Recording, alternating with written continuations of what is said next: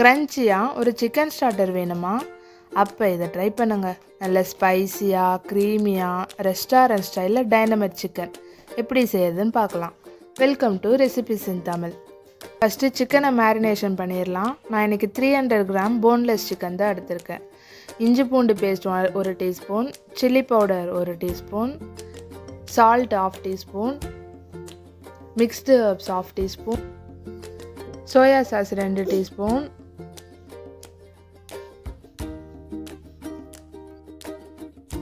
இப்போ மசாலாவை நல்லா மிக்ஸ் பண்ணிக்கலாம். மிக்ஸ் பண்ணிவிட்டு ஃப்ரிட்ஜில் 30 மினிட்ஸ் வரைக்கும் வச்சுக்கலாம்.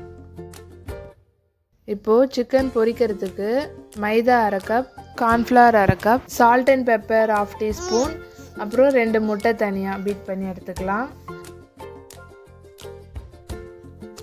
இப்போ மேரினேட் பண்ண சிக்கனை ஃபஸ்ட்டு ஃப்ளாரில் மிக்ஸ் பண்ணிவிட்டு நெக்ஸ்ட்டு எக் யோக்கு, அப்புறம் மறுபடியும் ஃப்ளாரில் இன்னொரு வாட்டி மிக்ஸ் பண்ணி நம்ம ஒரு பிளேட்டில் வச்சுக்கலாம். இதே மாதிரி எல்லா சிக்கனையும் நல்லா மிக்ஸ் பண்ணி எடுத்துக்கணும்.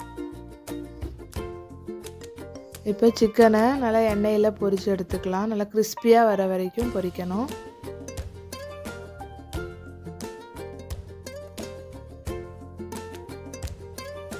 இப்போ சாஸ் ரெடி பண்ணிக்கலாம். Mayonnaise 1 cup, chilli sauce 2 teaspoon, tomato ketchup 3 teaspoon, garlic powder 1/2 teaspoon. உங்கள்கிட்ட பவுடர் இல்லைன்னா கார்லிக் பேஸ்ட் கூட 1/2 டீஸ்பூன் சேர்த்துக்கலாம்.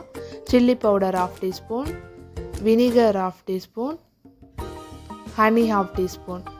இது எல்லாத்தையும் நம்ம நல்லா மிக்ஸ் பண்ணி எடுத்துக்கலாம். சாஸ் ரெடி ஆகிடுச்சு.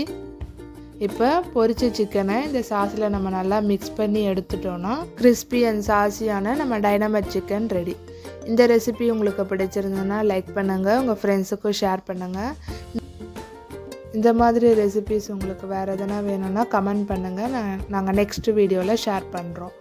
எங்கள் சேனலையும் மறக்காமல் சப்ஸ்கிரைப் பண்ணிக்கோங்க.